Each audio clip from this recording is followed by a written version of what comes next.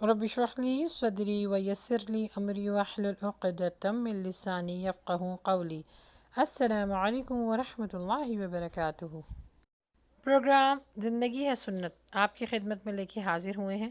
آج انشاءاللہ ہم غسل کا سنت طریقہ سیکھیں گے اور اس میں کیا کیا ریکوائرمنٹس ہیں اور کون کون سے حالات اور کون کون سے معاملات میں ہمیں غسل کرنا چاہیے سنت کے طریقے سے، تو انشاءاللہ اس ویڈیو میں ہم جانیں گے۔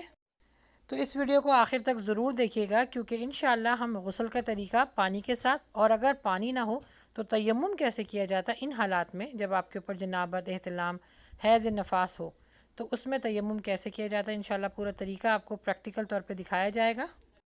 اس سے پہلی والی ویڈیو بھی ہمارے چینل پہ اپلوڈ کر دی گئی ہیں، جس میں ہے سونے کی سنت، سونے سے اٹھنے کی اور بیت روم جانے کی، اور زندگی کی تمام سنتیں الحمدللہ وہ اس یوٹیوب پر اپلوڈ کر دی گئی ہیں، تو ان کو ضرور دیکھیے گا۔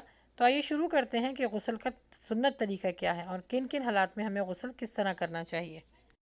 جس طرح نماز پڑھنے کے لیے صرف منہ ہاتھ دھونا کافی نہیں، بلکہ وضو کا ایک مسنون طریقہ اختیار کرنا ضروری ہے، کیونکہ وضو کے بغیر نماز قبول نہیں ہوتی، بلکہ وضو کرنا فرض ہے۔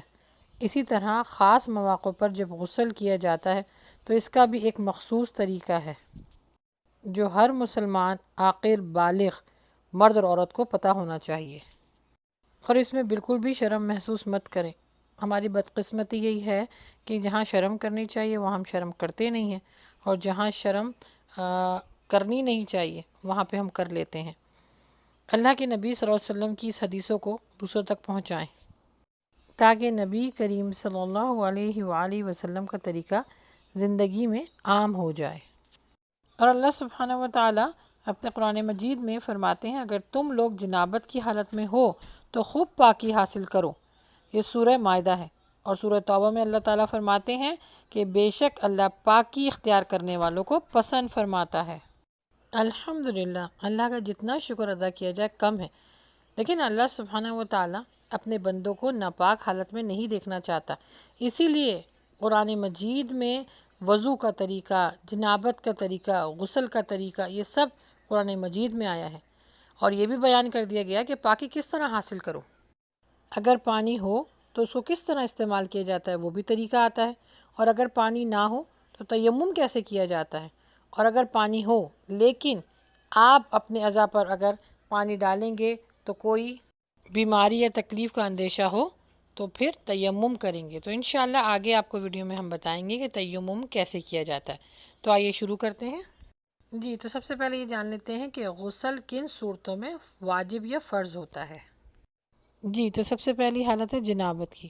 جنابت کہتے ہیں میاں بیوی کے ازواجی تعلقات اگر قائم ہو جائیں تو اس کے بعد ان دونوں کے اوپر غسل واجب ہوتا ہے۔ دوسری حالت ہے حیض۔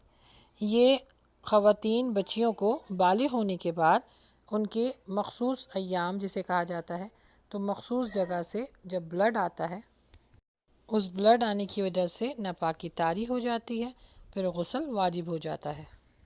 اس حالت کو لوگ مختلف ناموں سے جانتے ہیں، جیسے پیریڈز، حیض، مواری یا پھر ایام مخصوصہ۔ اچھا، تیسری حالت ہے احتلام۔ احتلام مطلب ویٹ ڈریمز۔ یہ عموماً مردوں کو زیادہ ہوتا ہے لیکن عورتوں کو بھی ہوتا ہے۔ رات کو سوتے وقت ایسی حالت ہو جاتی ہے کہ اگر صبح اٹھ کر آپ اپنے کپڑوں پر تری دیکھیں، یعنی منی کے قطرات دیکھیں، تو صبح اٹھ کر آپ نے غسل کرنا ہوتا ہے۔ اس حالت میں ایک کنڈیشن یہ ہے کہ صبح اٹھ کر اگر آپ نے منی کی قطرے اپنے شلوار پہ دیکھے ہیں تو پھر غسل واجب ہوگا، ورنہ نہیں۔ جو آخری حالت ہے وہ ہے نفاس۔ نفاس کا مطلب ہے کہ جب ڈلیوری ہو جاتی ہے خواتین کی، یعنی جب وہ بچہ پیدا کر لیتی ہیں تو اس کے بعد پیشاب کے ساتھ خون آنا شروع ہو جاتا ہے، اس کو نفاس کا خون کہتے ہیں۔ یہ بھی ناپاکی ہوتی ہے اور اس کے بعد بھی غسل واجب ہو جاتا ہے۔ ایک اور حالت ہے جب کوئی اسلام قبول کرتا ہے یعنی مسلمان ہو جاتا ہے تو اس کے اوپر بھی غسل فرض ہو جاتا ہے۔ جی، یہ تو وہ کنڈیشنز تھیں جس پر غسل واجب ہو جاتا ہے۔ اب دیکھ لیتے ہیں کہ غسل کا سنت طریقہ کیا ہے۔ جیسے کہ آپ دیکھ رہے ہیں کہ غسل کے 3 فرائض ہیں اور اس کی تقریباً 5 سنتیں ہیں۔ جی، تو میں ان کی ڈیٹیل بھی آپ کو بتاتی جاؤں گی۔ سب سے پہلے ہے کلی کرنا، اس کے بعد ناک میں پانی ڈالنا نرم ہڈی تک اور تمام بدن پر اچھی طرح پانی کو بہانا۔ ان فرائض میں سے اگر ایک بھی فرض رہ گیا تو غسل درست نہ ہوگا اور انسان ناپاک ہی رہے گا۔ اس حالت میں نہ نماز صحیح ہوگی اور نہ ہی تلاوت قرآن۔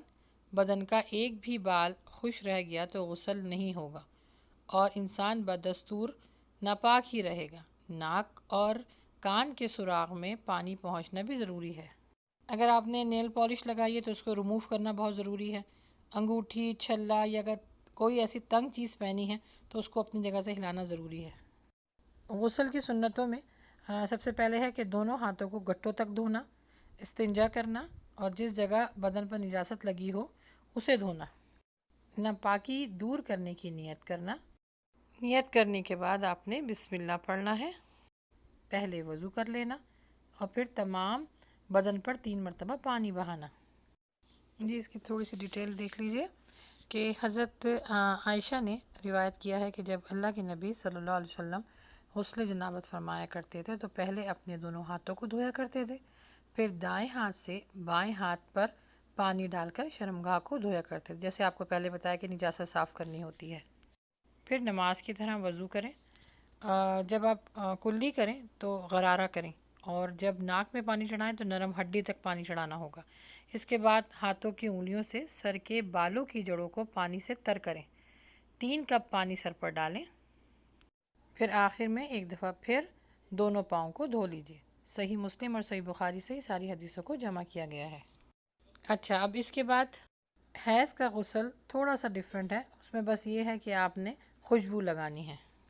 جی اس کے طریقہ کار یہ ہے کہ اللہ کے نبی صلی اللہ علیہ وآلہ وسلم سے حضرت اسما نے یہ سوال کیا کہ حیض کی ناپاکی کو اتارنے کے لیے کیا کرنا چاہیے، تو اللہ کے نبی صلی اللہ علیہ وآلہ وسلم نے فرمایا کہ بیری کے پتوں کو پانی میں ڈال کر اس سے خوب ناپاکی کو دور کرو، یعنی اس پانی سے خوب اچھی طریقے سے نہاؤ، جیسے میں نے آپ کو غسل کا طریقہ بتایا ہے۔ اچھا، اس زمانے میں یہ شیمپو صابن تو نہیں ہوا کرتے تھے، اس لیے بیری کے پتوں سے نہانے کو کہا گیا ہے، کیونکہ اس سے جسم کے جتنے بھی جرمز ہوتے ہیں وہ سب ختم ہو جاتے ہیں۔ پھر فرمایا کہ خوشبو لگانے کے لیے روئی کا استعمال کرو اور روئی پہ خوشبو لگاؤ۔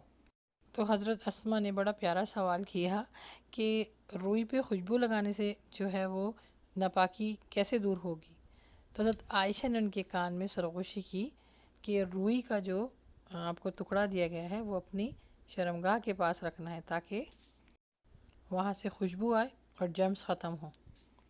تو میں یہ سمجھتی ہوں کہ اس زمانے میں تو اس طرح کی جو میٹر ہیں وہ بالکل سولو ہو گئے ہیں، کیونکہ ہم کوئی سا بھی جو ہے وہ شاور لیتے ہیں یا غسل کرتے ہیں تو اس میں ہم شیمپو، باڈی واش اور صابن کا استعمال تو کرتے ہیں، تو اس طرح الحمدللہ اس سنت پر بھی ہم عمل کر لیتے ہیں۔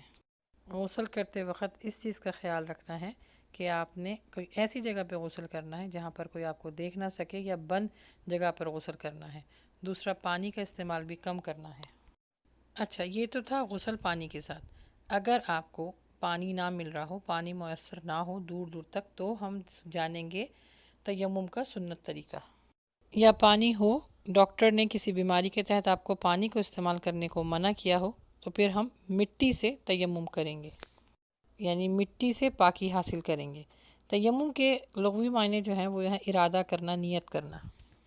اور غسل اگر آپ کے اوپر واجب ہو یا آپ کا وضو ٹوٹ جائے تو دونوں کا طریقہ ایک ہی ہے، یہ نہیں ہے کہ الگ الگ طریقہ، جیسے وضو اور غسل کا طریقہ علیحدہ ہے نا، پانی جب آپ کے پاس ہو، لیکن جب آپ کے پاس پانی نہ ہو تو وضو کا اور غسل کا دونوں کا طریقہ ایک ہے۔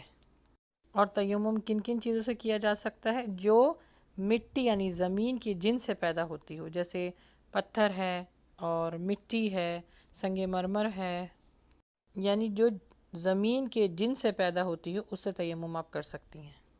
دیکھیں اللہ سبحانہ و تعالیٰ نے کتنی آسانیاں دی ہیں اور یہ ہم پہ فرض رکھا، اور اس چیز بات کی کتنی تاکید ملتی ہے کہ نماز کسی حالت میں معاف نہیں ہے۔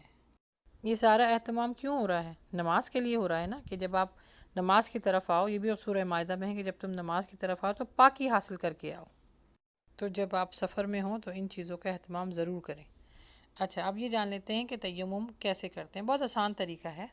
پہلے نیت کریں کہ میں اس مٹی کے ذریعے پاکی حاصل کرنا چاہتی ہوں، اس کے بعد بسم اللہ پڑھیں، پھر دونوں ہاتھوں کو مٹی پر جیسے دکھایا جا رہا ہے پہلی پکچر میں ایسے رکھیں، پھر جھاڑ کر منہ پر ایک دفعہ ملیں، پھر دوبارہ مٹی پر اپنے ہاتھ رکھیں، جھاڑ کر پھر پہلے سیدھے ہاتھ پر پیچھے اور آگے ملیں، پھر الٹے ہاتھ پر آگے اور پیچھے ملیں۔ بس آپ کا تیمم ہو گیا، پاکی ہو گئی آپ کو، اب آپ نماز کے لیے تیار ہیں۔